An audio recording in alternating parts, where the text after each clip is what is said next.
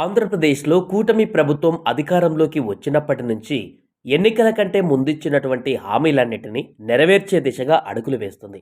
ఇప్పటికే ఎన్నికల సమయంలో ఇచ్చిన హామీలను ఒక్కొక్కటిగా అమలు చేస్తూ వస్తుంది. ముఖ్యంగా సూపర్ సిక్స్ పథకాలను పటిష్టంగా అమలు చేస్తూ తామిచ్చినటువంటి హామీలను నెరవేర్చుకునే దిశగా పూర్తి స్థాయిలో ప్రభుత్వం అడుగులు వేస్తుంది. అధికార పగ్గాలు చేపట్టిన నాటి నుంచి ఇప్పటి వరకు ఒక్కొక్క హామీని నెరవేరుస్తూ రాగా తొలుత ఎన్టీఆర్ భరోసా పింఛన్లు పెంచింది ప్రభుత్వం. ఆ తర్వాత మహిళలకు ఉచిత గ్యాస్ సిలిండర్ల పథకం అమలు ప్రారంభించింది. ఆ తర్వాత విద్యార్థుల కోసం తల్లికి వందనం పథకం అమలు మొదలుపెట్టింది. ఇక ఆగస్టు నెలలో 2 పథకాలను ప్రారంభించింది. ఆగస్టు 4వ తేదీన రైతుల కోసం అన్నదాత సుఖీభవ పథకం అమలు ప్రారంభించిన ఏపీ ప్రభుత్వం ఆగస్టు 15 నుంచి మహిళలకు ఉచిత బస్సు ప్రయాణ సౌకర్యం కల్పించే శ్రీశక్తి పథకం ప్రారంభించింది. తాజాగా మరో పథకం అమలుపై ఏపీ ప్రభుత్వం ఫోకస్ పెట్టినట్లుగా తెలుస్తోంది. ఏపీ హోంమంత్రి వంగలపూడి అనిత వ్యాఖ్యలే ఇందుకు నిదర్శనంగా కనిపిస్తున్నాయి. ఏపీలో ఉచిత బస్సు పథకం విజయవంతంగా అమలవుతున్న నేపథ్యంలో రాష్ట్ర వ్యాప్తంగా శ్రీశక్తి అభినందన సభలు నిర్వహిస్తున్నారు.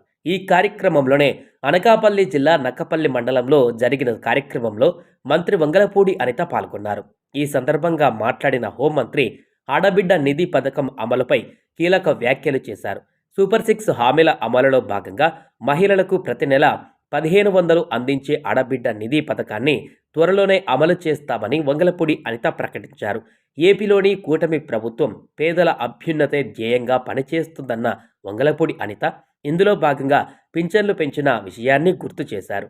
విద్యార్థులకు తల్లికి వందనం, రైతులకు అన్నదాత సుఖీభవ, మహిళలకు ఉచిత గ్యాస్, ఉచిత బస్సు ప్రయాణం కల్పించారని వెల్లడించారు.